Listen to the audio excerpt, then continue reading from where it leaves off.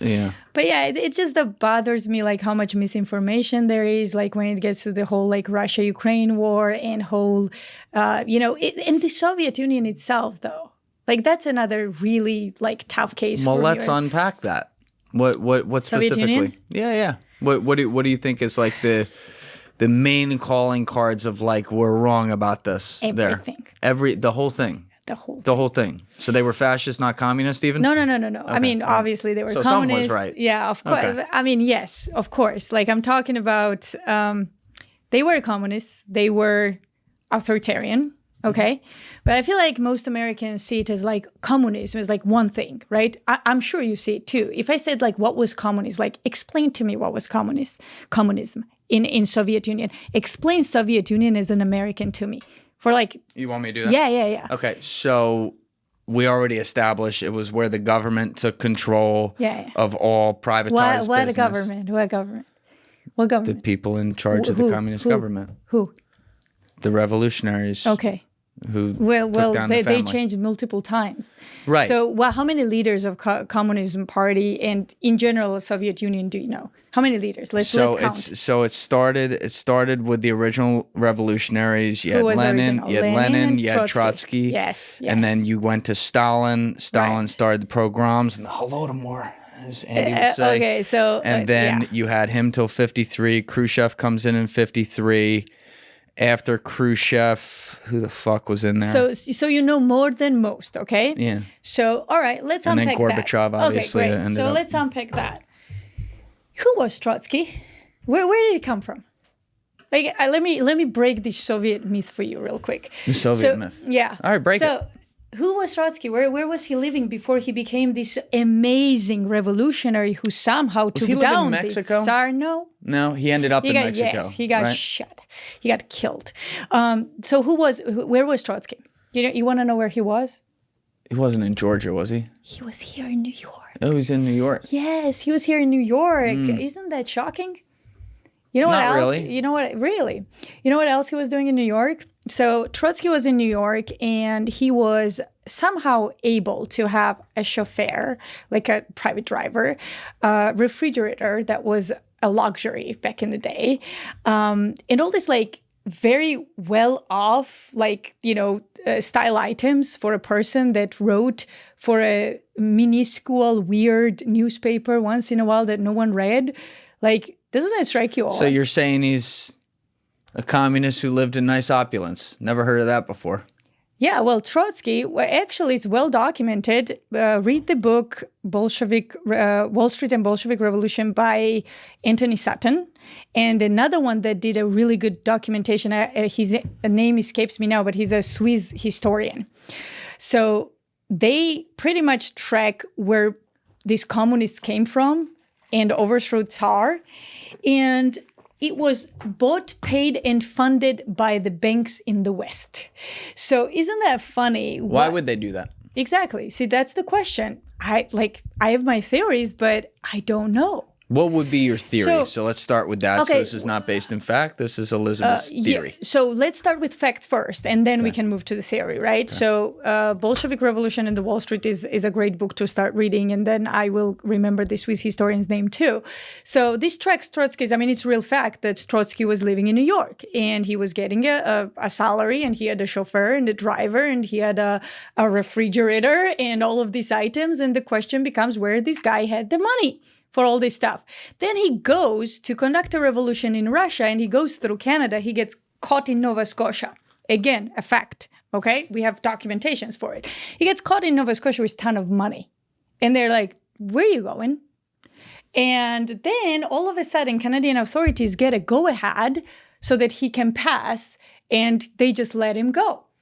So he ends up with Lenin. Who was Lenin, and where was he living? Do you remember? Because he was not in 1917. Yeah, before he became revolutionary, before he ever entered Russia. Where was he? Because he was not living in Russia. He was in Switzerland, right? So if I correct, he's in Switzerland. So they sent Lenin and Trotsky the same time to Russia with a ton of money. Why? Who are these people? Why do they have so much money? Like they are nobodies when you look at their background, right? And then they start investing this money in communism and Bolshevism, right? So they gather like this like-minded people. This is where later on Stalin joins them. Like he's a nobody in the beginning. Yeah. And that's another thing. Like most people don't even know who Stalin was. And these historians in the West that come out and blubber a bunch of shit. And I'm like, what ground do you have? What kind of shit do they blubber? Like a lot of shit about Stalin that is not even remotely right. Like what?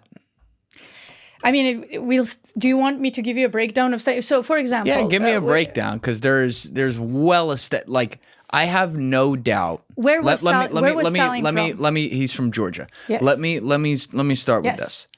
I have no doubt that at no point in history, when victors have emerged, will you ever see something where the story told is 100% correct? Doesn't exist. Like agreed. I study the American Revolution like the back of my hand. Agree. I'm very glad it happened. I'm very glad they did it. These guys were amazing. There's still 10% of things that sometimes do get written down, just not really talked about. Really, that it's like, that was a little fucked up. But like that's war. Exactly. So with Stalin, I have no doubt that there could be pieces where they're like, oh, Stalin made it rain in fucking Africa one day. And like, he didn't actually do that. Yeah. But we are talking about a guy who is documented. I remember talking about this with the Vile Eye when I had him in here. He's got a great YouTube channel and he studies this inside and out. We're talking about a guy who is documented to have murdered millions and millions of people. So I don't see any nuance with like, oh, well, was Stalin misunderstood? No, he was a midget who was just very upset about his height. No. Did you listen to what I said?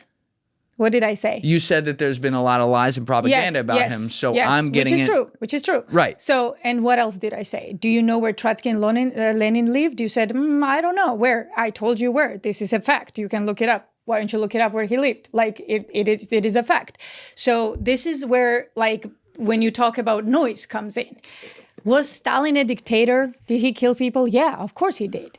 But was he everything that West told you he was? Absolutely not. In what ways? Many ways. So let's start from here. Do you remember the time when Stalin was Uncle Joe? Really? He was not a murderous dictator then? Yeah. When we were helping him? Right. Oh, okay. Well, okay. So what changed? The war ended. I see. War ended, and then we wanted all these territories that Soviets got, and we wanted to overthrow and dismantle Russia, and all of a sudden he became a bad guy, right? Right.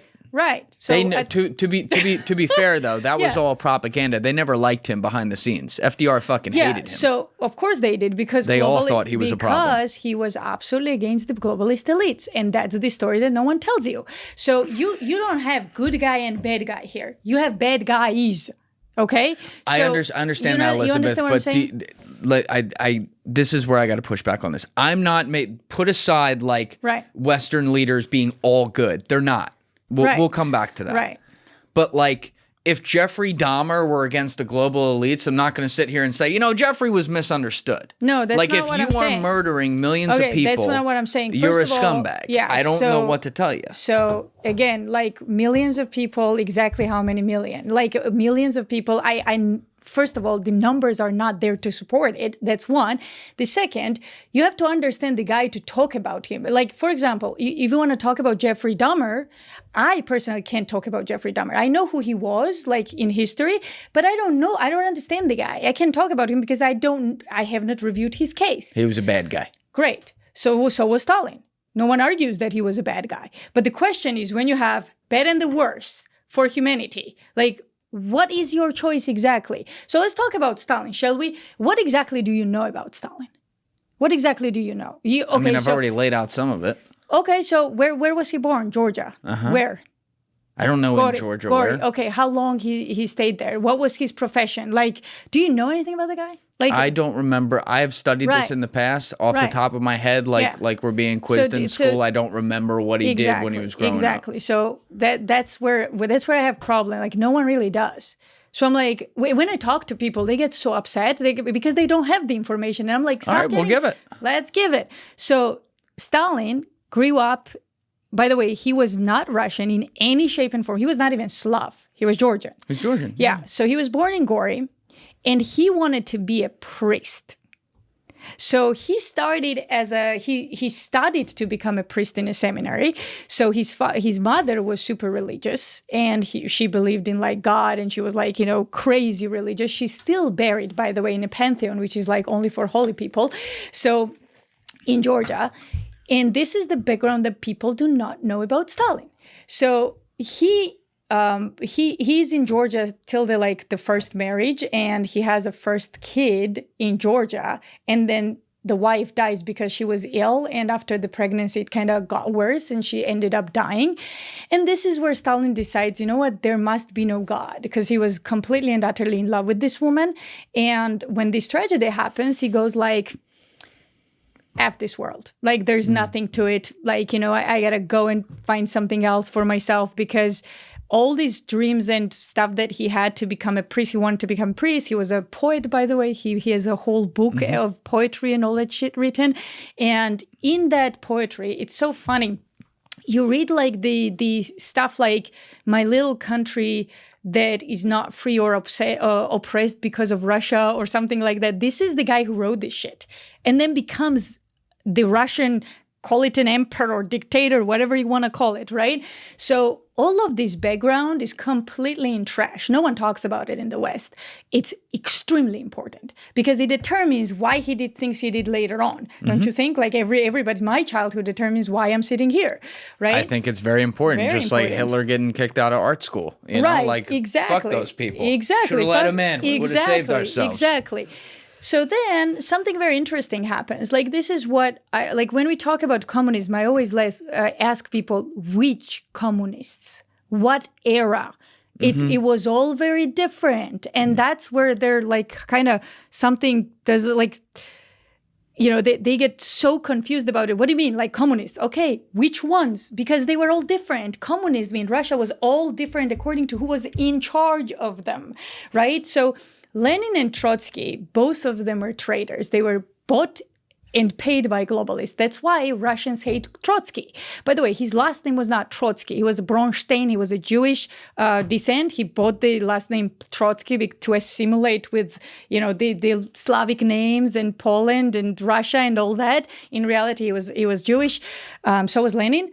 So both of them come in. They have Western money to conduct the revolution. They killed the Tsar. Do you know which Tsar they killed? Nicholas II. Yes. So Anastasia might have lived. No. She didn't. She didn't, unfortunately. Do you know how they did it? Like, it was so heartbreaking. They killed him in a basement. They fucking mowed him down. Yeah, it was so heartbreaking. Yeah. And they were related to the British royal family. Oh, yes. Yes. See, like, it's very rare that someone knows that. Yeah, like they were cousins, and they completely abandoned the king. Abandoned him. Yeah, I think they were in on it. That's why. So there was no reason to decline him and not accept the Russian royal family in England for safe house. Like the reason they declined him is because Nicholas started saying shit like, we need we need disarmament, we need world peace.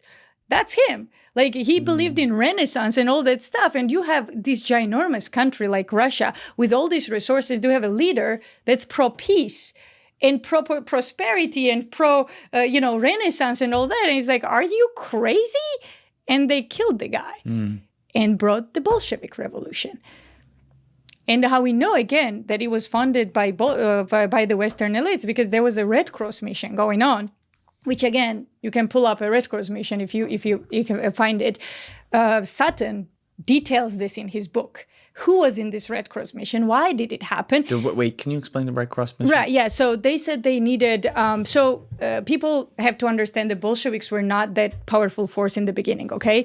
No one cared for them. Like, they tried, multiple times to conduct a revolution. They failed. They could not conduct a revolution. And turns out they needed more money. So then... Red Cross mission happens in Russia, and the Red Cross was like, when they suggested a mission, Red Cross was like, we don't need a mission in Russia. Like, why are we doing this again? And if you look at who participated in that Red Cross mission, like, it's all either lawyers, like financiers, bankers, and what they were trying to do is use Red Cross mission to funnel shitloads of money for the Bolsheviks so they could finish the revolution. That's what it was about. None of this part surprises me. Yeah, so that's what I'm saying. Like, they brought communism on Russia and then they lost the control. Exact same scenario like we always do. So, when they lost the control, when Stalin came in power. So Lenin and Trotsky till today is considered as a traitor in Russia. Ask yourself why? Why is he a traitor? Why not why not Stalin? Why not others? Why is Trotsky a traitor? Because he worked for the globalists. That's why. He came from New York, killed their Tsar, gave bunch of gold, by the way. What did communists do? Remember all this Russian gold that was shipped to Europe? Like, why? What, they didn't want money? It's stupid, right? So what happened is Lenin's last words are, anybody but Stalin. Why? See, that's where history goes like completely haywire, right? So anybody but Stalin, why?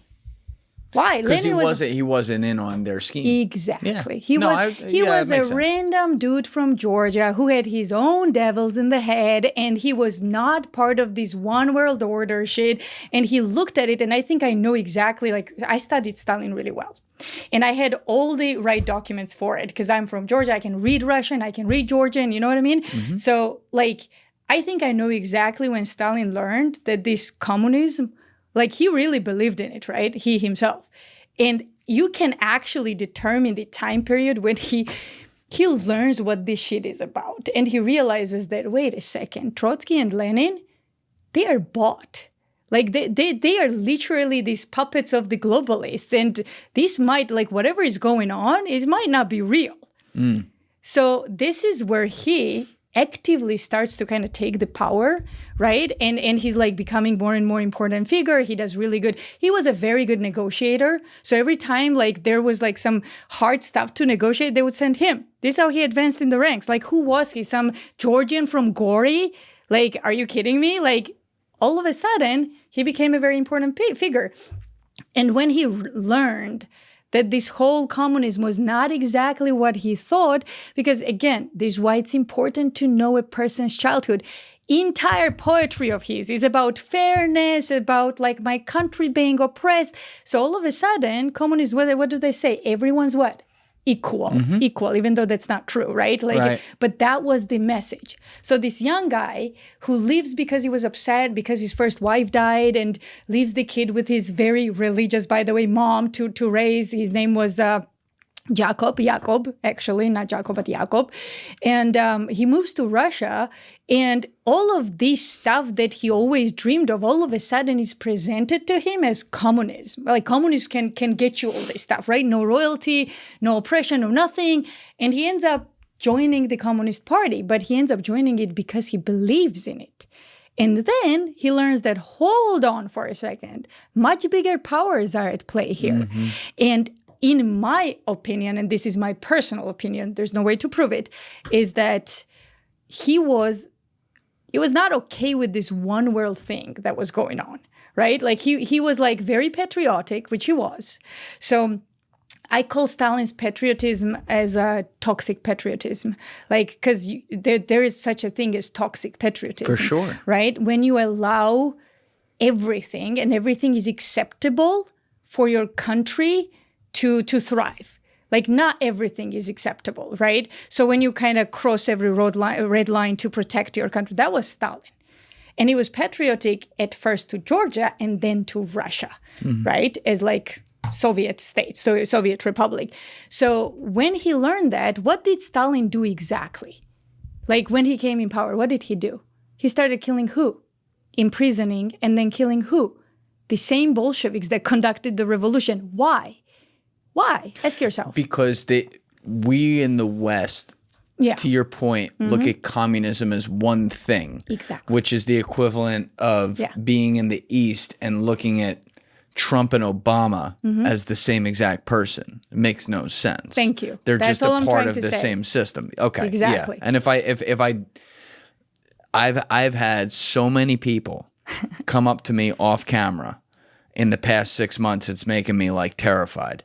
Just taking history and saying, oh, there's one thing wrong for, therefore, dump the whole thing out. No. That it's like it is actually bothering me, and I thought that's where you were going with him. I will agree with you. So I apologize for jumping on you. No, you're good. I will agree with you that the way that things are, what's the word I'm looking for?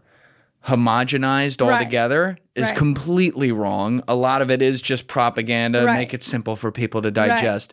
There are a lot of nuances here. So the way you just laid out that case is actually very fair in that it's not saying like, hey, these guys aren't evil and these guys aren't evil. No, they all suck, but like here's how it happened. Exactly. I understand that. Exactly. Yes. So that's what like is lost on history. And then what contributed to what you said, that every American's like head is filled with like communism is just one thing and so on, is the propaganda that followed of the globalist network against Stalin and all that, because now like two bad guys are fighting for the power, right? So he's a toxic patriot who's like in his head, well, what is this globalist shit going on here, right? Like, am I gonna get anything out of this? Like, is Russia gonna get anything? No. What Russia was supposed to do is got dismantled into parts, right? Like, how would you play Russia in this? Like one world order, like where Russia fits? Nowhere, because it's super complex geopolitically. It has Muslims, it has Christians, it has multiple diversities. Like when it gets to genome and cultures and how they understand themselves. This is why Chechnya is a bomb in Russia, right? And we're not going to go into it because that's a whole another episode. Like Chechnya is a what? Bomb. Is a bomb? Bomb. Ready to explode. Oh, okay. Like not anymore because Putin knew how to deal with it, but it was a bomb and it did explode, right? Like, when Chechen war, the whole thing happened, because it's a Muslim country inside Russia, with all these Christians and above that different cultures in it, right? So Putin dealt with it brilliantly.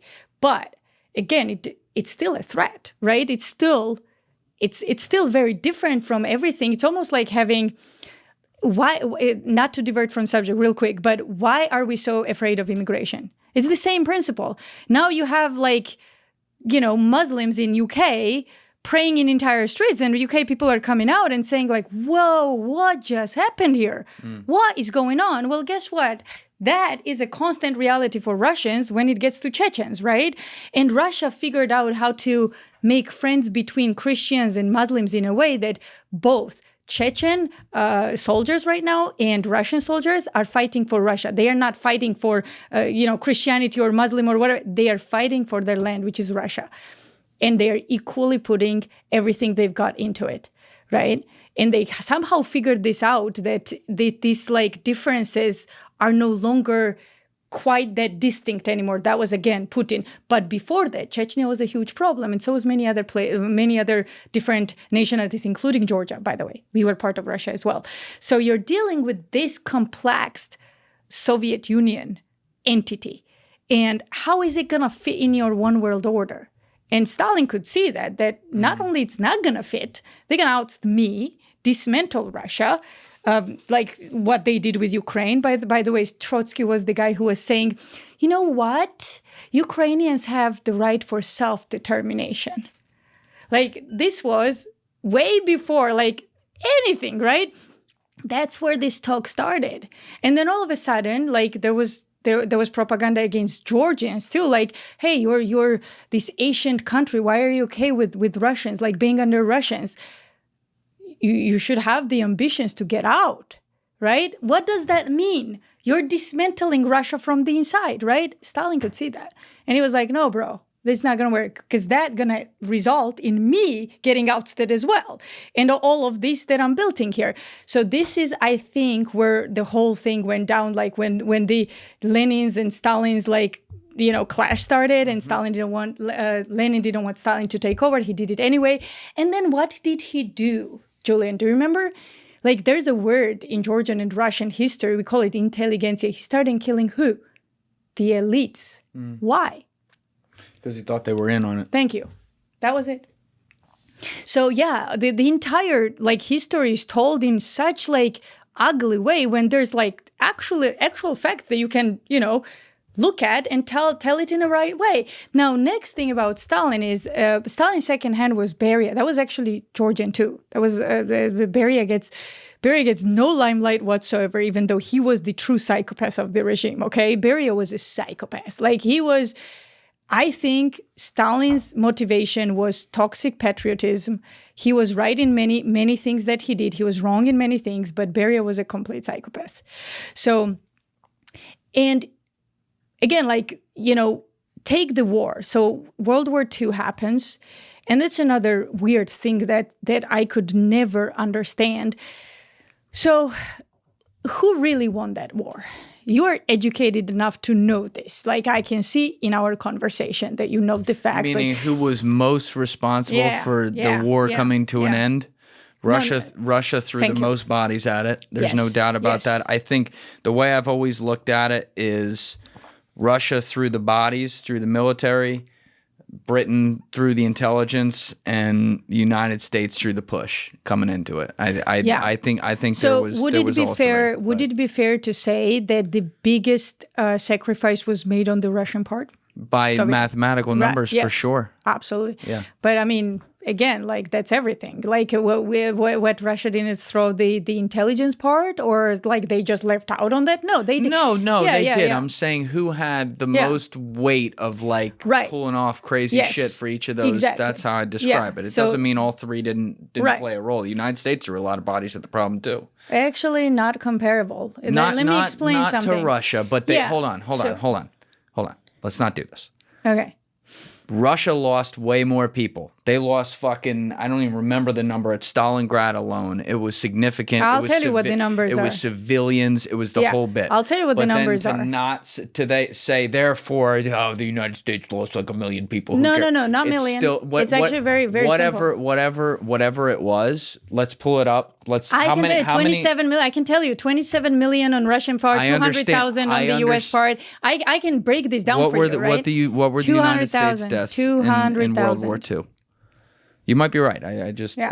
But that's what I'm saying. When we start getting in the game of like discrediting all of it, 407,000, which I'll call that close enough. Yes. For the same thing. So exactly, like, 27 million, right? But that's what I'm saying. Yes, Russia threw significantly more bodies at the problem, but like we still took losses too. Just like I don't think it's acceptable to say like, oh, just 6 million Jews died in the Holocaust. How about the 3 million Poles? How about the fucking million Romanis? That's what I'm saying. That's how I look at it. Exactly. I also So again, but we remember how we started this podcast compared to what, right? So would it be fair if we were in the same deal right now and let's say I got everything and you got only 10%, and then like a very simple thing. Let's say we invented something and I came up with 70% of it and you came up with the rest and you came out and said, well, I'm the winner. Like how? I'm the inventor. No, I'm the inventor. You're the helper. Right? So that's how it is. Now you have to, this is what like people don't understand. It does matter. It matters because when Russians woke up one day, there was no man walking in the street anymore. 27 million they've lost.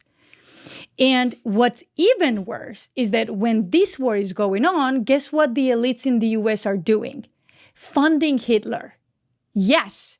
And there's, again, this is a fact. When the war was going on. Yes, when the war was going on. We know about before the war. No. But when the war was going on, I'll tell you, do you want even shocking thing? When the US got into war, they continued funding Hitler. How so? Union Bank, if we had like your Joe will be back in a minute. I'll pull it up. Union Bank. Look up Union Bank and Prescott Bush. They continued funding Hitler, and the FBI had to, actually the government issued, seized the assets of the bank under enemy of the, yes. I know about that. Yeah. So now think about this for a second. So for the Russians at Soviet Union, who gave up 27 million men, and then there is this propaganda somehow equalizing the effort here, whether it's Brits, who, by the way, Churchill says, it's his words, I can't quote exact quote, but he said something like, let the Russians do the groundwork, let them do the war. Like, okay, so we did do the war, right? Like, meaning Georgia, Russia, and all these people. My great-grandfather died in that war. So like I said, it's not the same. I'm sorry, but it's not the same. If anyone really fought that war, was Soviet Union, and they lost everything for it. Everything for it. Yes, Britain helped. Yes, Allied forces helped. U.S. elites, not the U.S. people. By the way, U.S. people were the most honorable in this war, not the elites. Elites funded Hitler up until the very end, until the the government had to seize their assets. Like, what is that exactly? What kind of, you know what I mean? Real quick. Yeah. Yes, Prescott Bush was a scumbag. Yes. And yes, there are somehow people like him that existed. Somehow his son became a president. Yes, somehow. And somehow the grandson became the president. Yes, Alan Dulles was a scumbag who spent the entire war in Bern, Switzerland. Very interesting address to have during the war. Yes, there are people like that were that case. But when we start saying and generalizing, it's the same sin as when people generalize all Russians or something, and throw it in with Putin. Who's generalizing? Hold on. Let me make this point. Okay. When you generalize that, right. And you therefore say the entire United States, you are insinuating, but hold on, when you say the elites, all of them, they were funding Hitler. They were funding Hitler the whole time. 99.99% of them in the United States were not. Prescott Bush should have been put on trial for treason, found guilty by a jury of his peers, and executed. I don't even believe in the death penalty, but I'd make an exception right there. I agree. That is one guy. No, it's not one guy. There were a handful of other people. Yes. But to then make that insinuation that therefore the entire United States government, which is what that argument gets to, it's like a slippery slope. Therefore, they all supported it. I know that's not what you said, but you have to understand when you say the elites, you said something like the elites, they were all funding Hitler. No. That's not the case. Okay, so Davidson, Bush, and all these people are the same elites that drive the government and drove the government later. How do you think? You asked the great question. Like, okay, so his son and grandson became president. How exactly? If it's just one guy and all the other ones are so innocent, like they are stupid or something? Like, how exactly did Bush do that? Explain to me. Who was Atchison? Who was Alan Dulles? Who was Avril Harriman, who was a magnet, by the way? You know who else funded Hitler? Avril Harriman. Because he was a partner with Bush. So explain to me, if he was just one guy, how did he get away with not going to prison and getting executed? Because I'll tell you something right now. If I was that one guy and I secretly funded Hitler by my country, I would, they would slit my throat. Like rest of them. Why didn't they do that? Because he's a powerful guy in a powerful position. Just one guy is the powerful guy and rest of them are not? No. Yeah, exactly. There is a handful of them that do that. And then they find their way into powerful positions and they're scum. And then we have to argue how many then. And you can't argue exactly what number there is, Julian, because you don't know. And neither do I. But what I know is that an entity that gets away while my country is in the war, gets away with funding Hitler, is a very damn powerful force and is protected by very, very many people on top. Because otherwise, it cannot do what it does and get away and then have a descendant, two of them, as the president of the United States. The descendants is a major, major issue, and I completely agree with that. Yes. I think it is far more likely that when you have a victory like that with the Allied forces in this way, and something like Hitler was stopped, Japan was stopped too.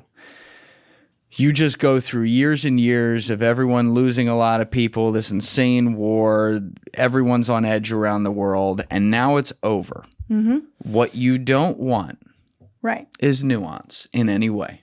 Exactly. You want to make sure that, and this is the point I'm really trying to make. Right. You want to make sure that 100% of the narrative is on your side, which is exactly what I was saying 15 minutes ago. When you look at any war, there is always, for the victors, if they were in the right overall, there is always that 10% where they did some bad shit. When you win, that gets covered up. I am not saying that's right, by the way. I think it's completely wrong that Prescott Bush was allowed to continue being Prescott Bush. I think it's wrong that his fucking sperm. But you just said the plot, right? So how are you overthrowing the head, like the president of the United States, without having a backup plan? So it's not just one guy. You just mentioned the plot. And Smedley Butler named a ton of them. And the names were like not released. Why? So who made that decision? You're talking about banking industry. Who else made that decision? So no, I'm sorry, it was not just the one guy. Because one guy didn't approach a freaking general to say, why don't we overthrow Roosevelt tomorrow and make this a Nazi dictatorship? Okay, he's a mental case. He's going to end up in hospital if that's one guy. He's not a one guy. And that's what thinking that way got us here. Now we are under these guys. You know this better than I do because you've been in the US. You grew up in the US, way longer than I have. So now we are under this one guy, all this like shadowy government, and we can't do shit about it. Because the first time they did something like that, we said, oh, it's just a one guy. Don't pay attention to it. It was not a one guy.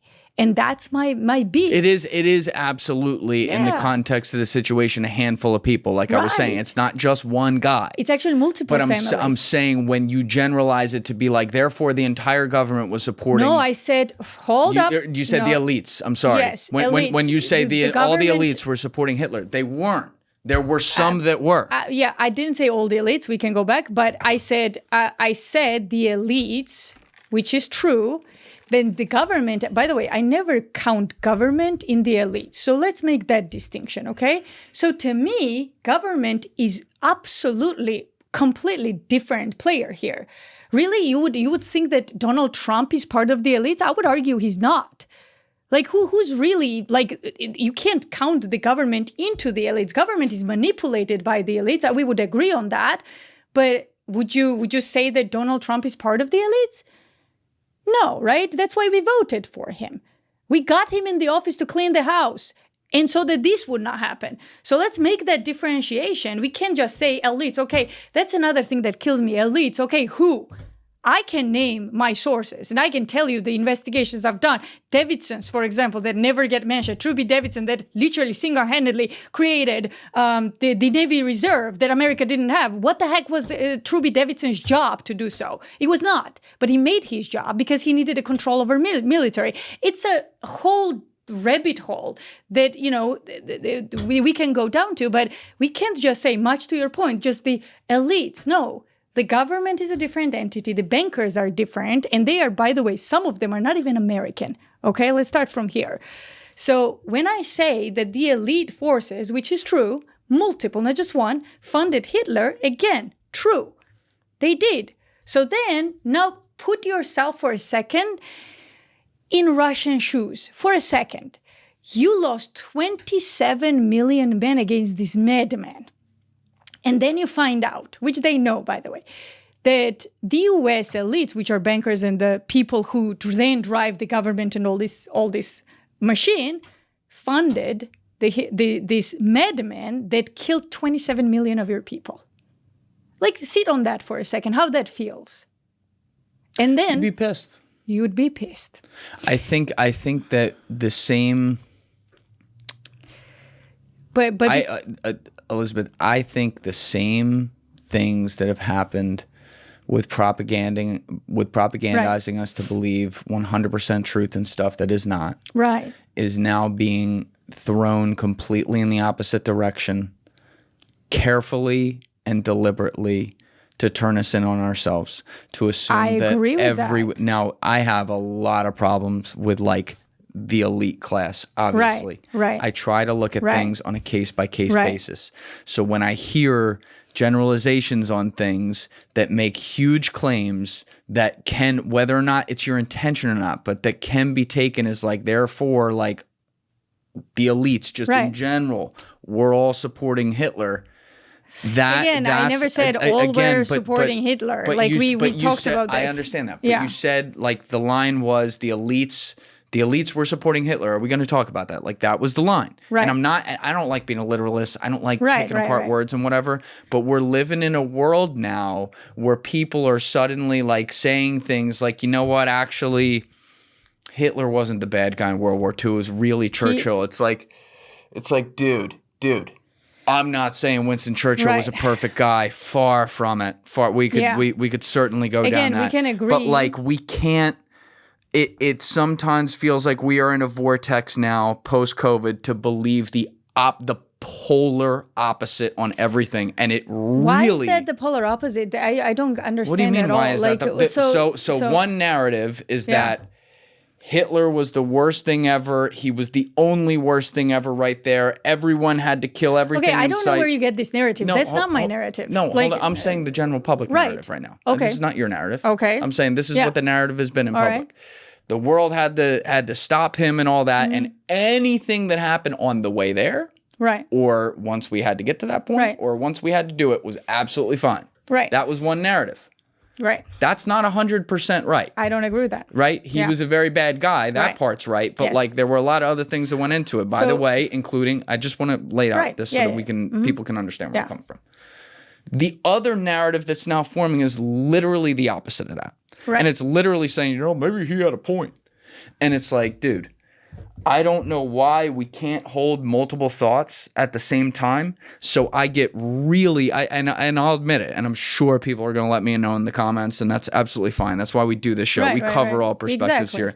But like, I get really, really concerned about the psyop that I think is happening in the other direction now. We've already seen a psyop in one direction, but now it is the equal but opposite reaction happening in the other direction where nothing we've ever done is right. Nothing. There's nothing in America that is not true. I know that you don't think that's true, but I'm saying that's what a lot of people now think is true, and it concerns me deeply. Yeah, I don't think a lot of people think that at all, actually. I think... You don't talk to people. Really? Oh, I do, you don't though. talk to people then. I do. Like, if I told you some of the things people come and tell me off the street these days, I'm like what? Tell me something. Like, because I think that's absolute nonsense. What I just told you is a really common one. I'll get, actually, like, dead seriously, people will walk up to me. Winston Churchill was actually the bad guy in World War II. Hitler wasn't as bad as we've been told. Okay, that's like flat Earth, okay? No, that's what I think, but I'm saying, this is now something I hear a lot. Elizabeth. No. So again, like, but I do. I hear it from people that I would describe as normal. Again, I've talked about it with Deep. I believe that they're again, like, conspiracies are wild, but again, there's a reason to be like there's a reason why people are so like everything is a conspiracy. Everything must be opposite because it's easy. Because it's easy when you don't have to break down the case. You can just do good guy, bad guy, easy. Right? Good guy, bad guy. Well, I was wrong. Okay, well, then somebody has to be a bad guy. Why don't we make the Churchill bad guy? Like, it's easy. It's easy to hold that thought. It's very complicated when say, actually, let me explain. The United States and its people were always the good guys, but they had this very, very rotten aspect of things, which is like banking and elite forces and all of these people that are manipulating many people in the United States. See, when you explain that, like, now you don't have like black and white. You just have people who are doing their shit. Like, again, take Roosevelt. I don't blame Roosevelt on a lot of things. Like in World War II. Like, we just talked about what Atchison did without him knowing. What caused us the Pearl Harbor, right? So there are elements which we know. Shadow government, which is today, like what happened with Charlie Kirk. If there's no shadow government, why do you not know what happened to Charlie? Really? There is, and there always was. So ignoring that is not going to help you. So unfortunately, they are in the US and Britain. Where would you be? Where would you be if you were a guy who's like money hungry and wanted to conquer the world? Like, which country would you choose to do it from? The United States of America. So that's what I'm trying to tell you since I got here. Like, it's not that US people are... Actually, there are some fault of ours as well, because we allow this in the US, right? Like, we don't know, we stay ignorant enough, or what you said, we go crazy on conspiracy theories, and we cannot tell the difference, and we cannot tell what's real, what's not. That's on us. Like, no one stopped you from doing research. No one stopped you from being smart about these things, right? So yeah, of course, there is a responsibility. Just like in Nazi Germany, Germans were responsible for allowing Hitler to what he did. What, like, Hitler just, overrated like millions of people? No, they did what they did too. So let's be real in the US and take the responsibility we owe to the world, which is we have the deep state that goes and operates without our presidents even knowing about it. When we start there, then everything is much clearer, and the roles of what's happening in this country are already defined, So that's what I'm saying. And by not recognizing them and just saying, oh, well, that's, just one or two people and then nothing, we should not pay attention. And if I misstate that, let me be very clear. I don't think we should not pay attention to that. I just don't want to generalize the whole thing, because that's how that is the same way that narratives start, where they say, like, you could insert blank here about Russia and the Russian people or whatever. Right, it's no different. Exactly. I see it both ways. Which, again, like, we agree on that. So that's what I'm trying to say. And the issue should be upfront and saying this is exactly what we need to think about. So why did I say, how would you feel as a Russian, right? Like, because they are not stupid. They know this shit, right? They know, they understand what's going on. And now despite that, by the way, despite all that, what happened? Gorbachev agreed to the terms. Russians came to the table. They tried to shake our hand. What did we do? We broke every agreement on the way. Not every, but many agreements. We did break agreements. Yeah. Why? And not just any agreement, dude. Something that would cause, like, catastrophic results. Why? Question is why? Did we need Ukraine? No, we didn't. CIA director himself said strategically it's not important to us. Really? Then why are you meddling there? Why do we have a recording? Huh? That's a lie. That's not what he thinks at all. Yeah, he did. There was a memo. No. I'm saying he said that, but I'm saying that's a lie. Like, that's not what he actually thinks. No, of course. Like, well, I don't know why he said it. I honestly think that he understands that strategically it's not important for him. This is before war. You have to keep in mind, like, this is where he was an ambassador, but right? Even in, like, but that's what I'm saying. It's always been important to them. Look at where it is. Like, why would the U.S., if you're looking at it from the worst case scenario too, why would they not want, and I don't agree with this, but why would they not want that as a proxy country effectively? Look at where it's located. It's on the sea. So see, that's the problem. That's the thing. Why would they want it? Like, it's not in our best interest for American people. For the elites, yeah. So you're thinking, like... That's what I'm saying. Yeah. So I agree with that. Yeah, of course, because their objective is war and conflict and destabilization. Yeah, but put their objective... I don't give a fuck about them. Let's just forget them for a second. American people, who we give a fuck about, and what this country should be. How is in our best interest what happens in Ukraine, and if we have forces there or not? Let me tell you, it's not in our interest. Our interest is to make friends with Russia. Imagine for a second that we are on good terms with Russia. You know how many things that can help us with?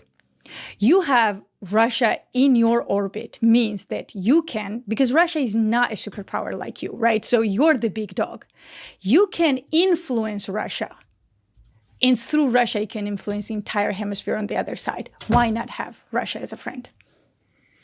When you put it like that, it's very like simple. Put aside personal. Look pre-war. Let's actually start there. Pre-war. Let's look pre-war before there was actually, all kinds of bodies dropping on both sides and all that, and funding going on and all that. You don't have to like Putin. I fully understand that, and I've covered that many times before. But like, if you're looking at it strictly strategically and saying, well, we're not going to control who's in charge of their country, but we can. Let's talk about it like a parasite. You can fucking use them for your own needs and allow them to exist in their way. I see where people would make that argument. Yeah. So you're saying, let's use them for our good, right? How are you using them for our own good? How are you doing that right now with wars? You're not. You're not. Exactly. Yeah. That's my point. Yeah. So why don't we make friends with them? We know they can't challenge us in any shape and form. It's just the old kid on the schoolyard thing. You're so dug in. You're so dug in already that you're like, you can't say now, you know what, fuck it. Actually, you can.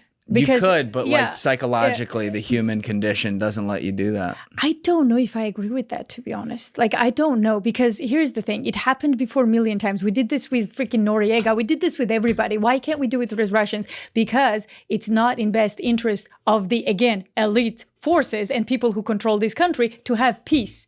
Because if you are friends with Russia, you have what? You have peace. Yeah. And that's unacceptable. It comes down to that only. Period. I think you have a point there. I think that when you look at when you look at, you know, blatantly announcing like, oh, BlackRock's going to rebuild Ukraine after this war is over.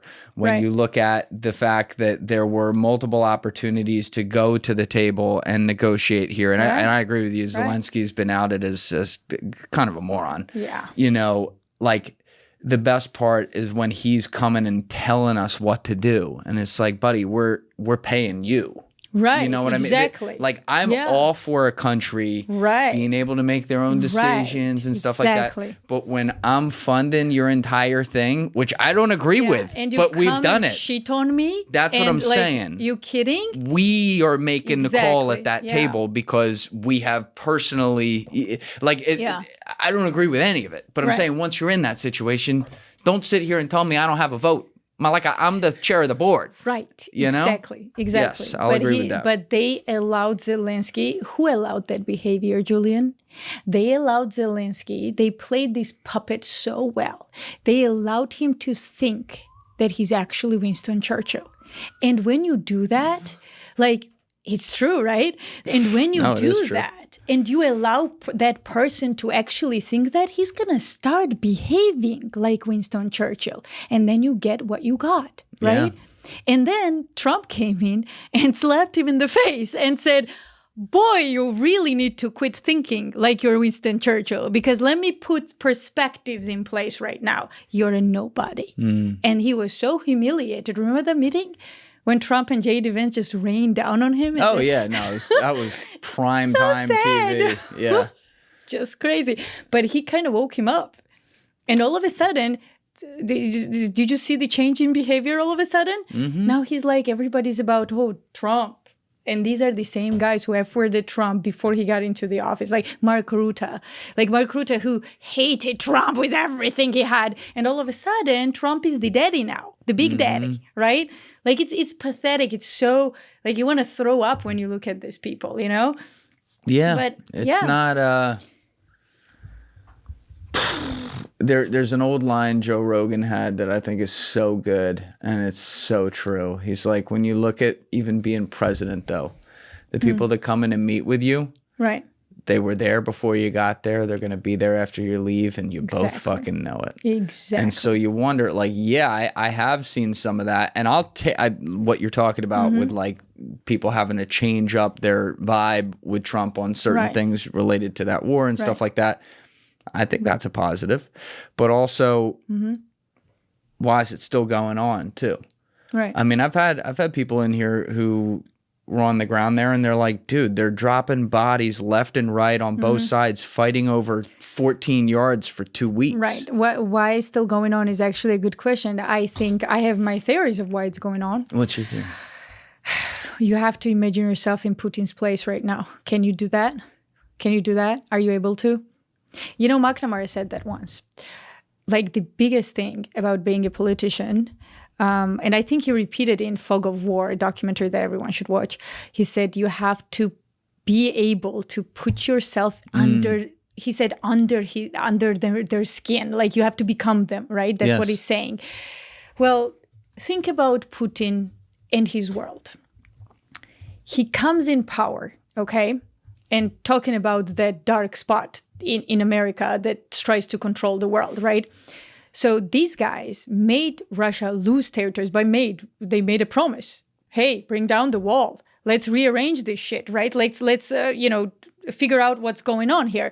So these guys pretty much helped Soviet Union like be no more, okay? Like, in a way.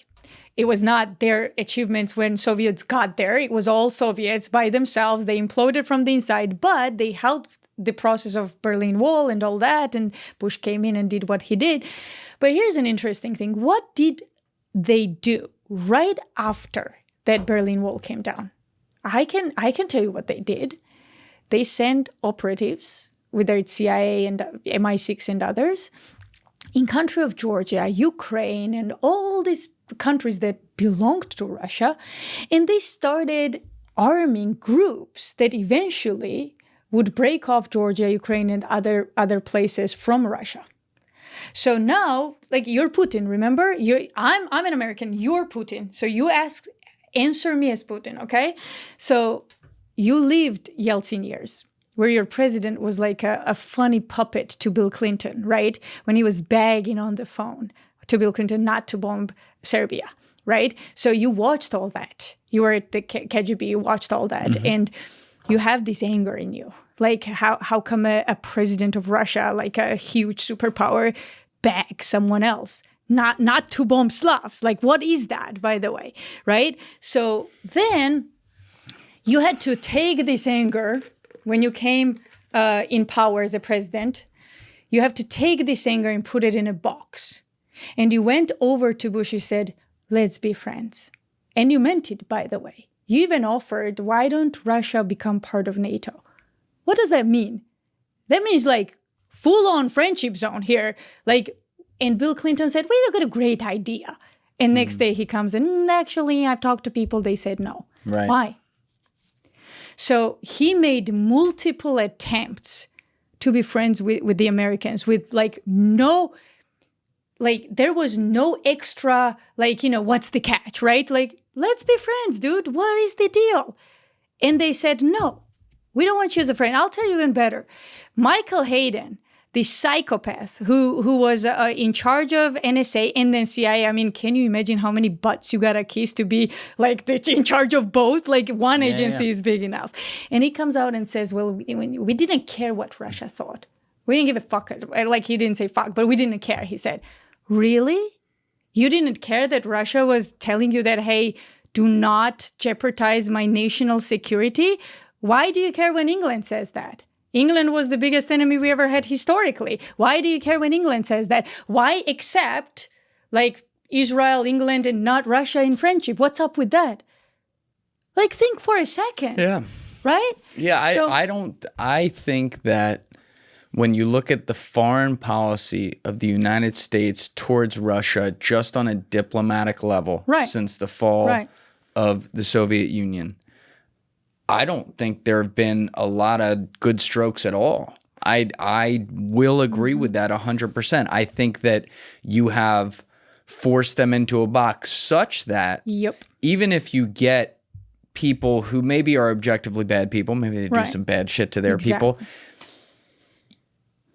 you are giving them a case to take their foreign policy actions that they do. And it is a great point that you make to put yourself, quote unquote, under the skin of a leader, particularly someone that you don't think is good. And, you know, objectively, I don't think he's bad, actually. I know you don't, Putin's but bad? no, not at all. I've had someone sit across from me who's had all kinds of friends executed by that guy. Yeah, so it's very hard for me to see that. I'm pretty sure I know who you're talking about, and I don't think so. So I grew up hating Putin, unfortunately. I admit that I was wrong. I grew up in country of Georgia, right? Like, I mean, as a kid. So, and where CIA puppet was the president. So they taught me to hate him. So I hated him because I was not a journalist. I didn't have the tools I have today. So I hated the guy with everything I had. And then when I became a journalist and I started actually reading stuff and actually understanding, putting myself into his skin, I realized that not only this guy is not a bad dude, he's also a really effing good leader of Russia. Why do you say that? Why? Let's start with the first part. Okay. Why is he not? 1991. Where is Russia? 1991. Yeah. What's happening? Lost, broken, communism fell. Thank you. All of that. So then, Russian people are looking for food in freaking dumpsters. Chechnya is a growing problem. It's about to explode, which it did, by the way. So, and all of a sudden you have a pathetic president like Yeltsin, and then Putin comes in power, and not only he takes the country out of the gutter, but he actually gives Russian people pride to be a superpower again. Argue that fact with me. Like, argue that. That did not happen? Russia is not a third? Yeah. Who else did this? I mean, there was no one else. I don't disagree with that. Yeah. So would you argue that most Russians like Putin? Like, I was there. I visited Russia. I know that majority of Russians support him. Majority of Russians. Is that a fact or not? You say. You tell me. I would actually believe that's a fact. Good. I think there's been some polls that are conducted that are like clearly skewed, but which if you're saying ones? if you're saying know. when they're like, oh, 95% of people support him, that's not the case. Yeah, of course not. But there is never a case of 95. Do I believe it when the data comes out like, oh, 60%? Yes. Yeah. So let's agree on basics, okay? Mm-hmm. Putin reformed Russia into another superpower, which it was not, by the way, in 1990. It was a mess. It was not superpower. It was a mess. Yeah. So he brought the status of superpower back. He reformed the entire army. That was like nothing in 1991. They didn't know what they were doing. Yeah. He reformed the country completely, and his people like him. Why is he a bad leader? What makes him a bad leader? Where do you want me to start?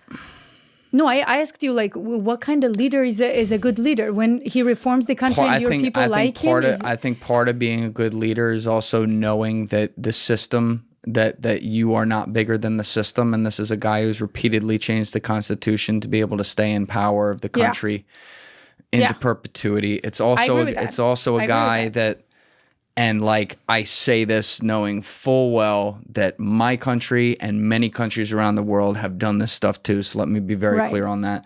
But he's a guy who came to power blowing up his own apartment buildings in Russia. That was not a false flag. I'm sorry. If you're talking about the Chechen war, it was not a false flag. I do believe it was. I mean, it was actually, I agree. It was a false flag. I'm sorry. I misspoke. Yeah. It was a false flag, not Vladimir Putin's false flag. If you know the case, which I do.